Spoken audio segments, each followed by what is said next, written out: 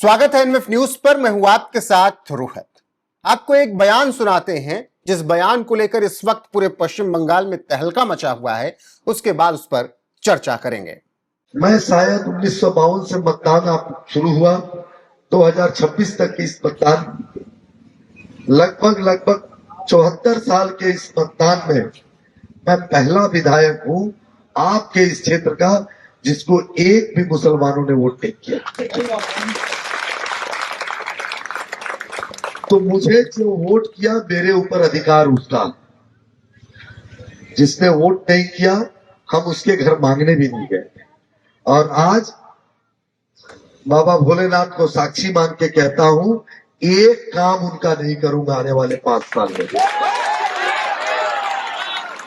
एक certificate issue नहीं करूंगा उनके लिए। यह बयान आपने सुना कि मुसलमानों ने वोट नहीं दिया तो फिर अब उनका काम भी नहीं होगा। बीजेपी एमएलए रितेश तिवारी का यह बयान है, जो काशीपुर बेलागाचिया से विधायक हैं, और उन्होंने ये बात कही है कि मुसलमानों ने वोट नहीं दिया तो उनका काम भी नहीं होगा।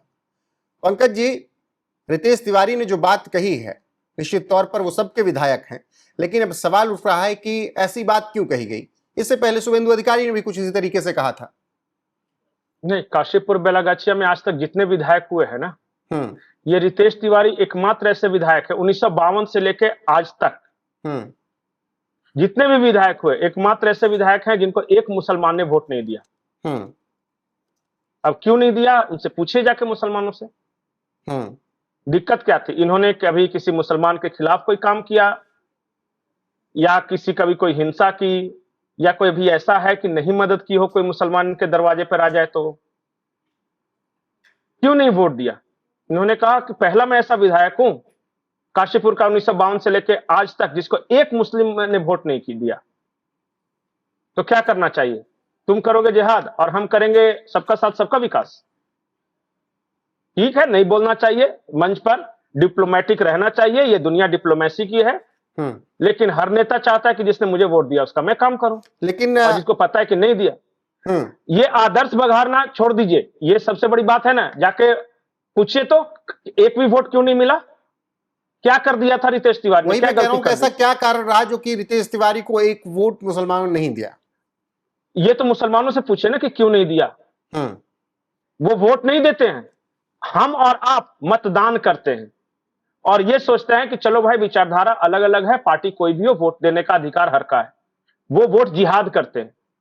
आपके मतदान में और उनके वोट जिहाद में बहुत फर्क है। आप अपनी मर्जी से दान करते हैं और वो धर्म युद्ध करते हैं। और जिस दिन ये बात समझ में आ जाएगी ना, उस दिन सब कुछ समझ में आ जाएगा।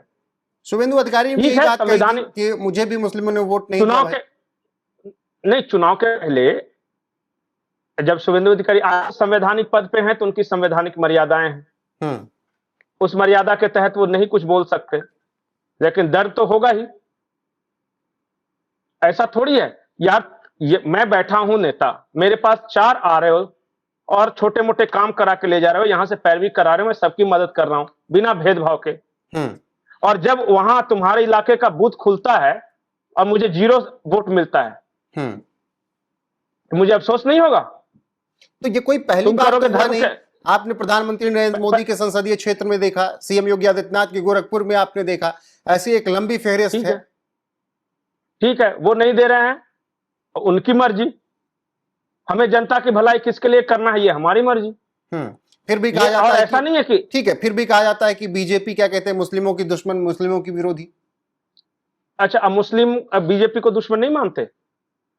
मैंने तो ऐसा भी देखा है कि इसके 2 भाई लड़ रहे थे, बोल रहे थे कि बीजेपी को वोट दे दूंगा लेकिन तुझे प्रॉपर्टी नहीं दूंगा। मतलब वो मिसाल दी जाती है वहां पे। अरे मुसलमानों के लिए चुनाव सिर्फ चुनाव है ही नहीं, वो अपनी ताकत दिखाने की, अपनी एकता दिखाने की, अपने धर्म के साथ जुड़े होने का भाव, ये सारा कुछ मिलकर वो उनका वोट बैंक डिसाइड करता है। आपके और हमारे लिए होगा कि कोई फर्क नहीं पड़ता, बेटा अगर कांग्रेस में दे दे और पिता अगर बीजेपी में दे दो तो चलो भाई उनकी मर्जी। ये बोलते हैं ना, वहां काट डालेंगे। वहां बीजेपी को वोट देने का मतलब कि इस्लाम से खारिज। वो फीलिंग्स अलग है। और कई बात क्या होता है ना कि खुल के बोलना चाहिए। हम हमारे संविधान बनाने वालों ने कहा था कि मतदान करेगा, हर कोई अपनी मर्जी से वोट डालेगा। वहां मर्जी से वोट नहीं होता, वहां अनाउंसमेंट होता है मस्जिदों से। बाबा साहब भीमराव अम्बेडकर ने क्या कहा था कि वोट देने के पहले मस्जिदों से अनाउंस करना। नहीं, यहां तो उत्तर सुना था प्रदेश में कभी आपने ऐसा? सुना 2024 लोकसभा के चुनाव के दौरान ना कि वोट जिहाद करना है, एक बड़े नेता की हाँ, वोट बेटी जिहाद करना। या पोती बोल रही थी। और अरे देश का कानून मंत्री रह चुका है वो। अरे कोई मुल्ला मौलाना कठमुल्ला बोले तो समझ में आता है कि चलिए ये सब निहायत ही बेवकूफ है। सलमान खुर्शीद देश के पूर्व कानून मंत्री है, उनकी वाइफ कर रही थी वोट जिहाद। तो जरा सोचिए कि उनके लिए इस्लाम सबसे पहले, बाकी सब कुछ बाद में।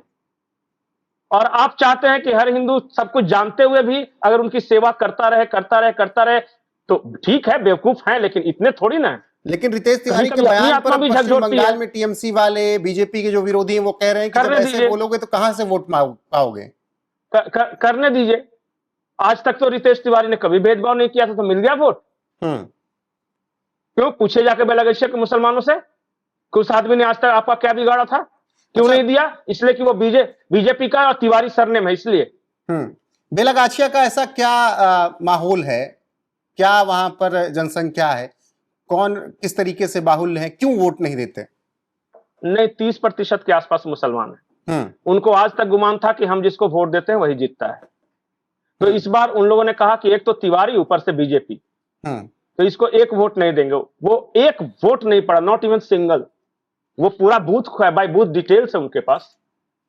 तो जब डब्बा खोला तो एक भी नहीं मिला। बोले ठीक है, लेकिन जीत गई है फिर भी। क्योंकि अब 30% नहीं है, 70% वाले डिसाइड करने लगे हैं कि कौन जीतेगा कौन हारेगा।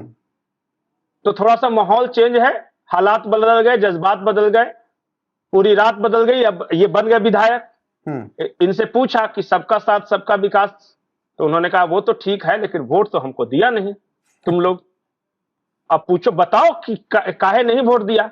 कहा कि हम तो तुम्हारी आधी रात को ही मदद करते थे, तो तुमको तो उस वक्त वोट देने वक्त लगा कि ब्राह्मण है और बीजेपी का है तो हमको एकदम जिहाद कर देना है। तो तुम करते रहो जिहाद, अपना सेवा कार्य करेंगे, लेकिन उसके लिए करेंगे जिसने हमारे लिए काम किया है।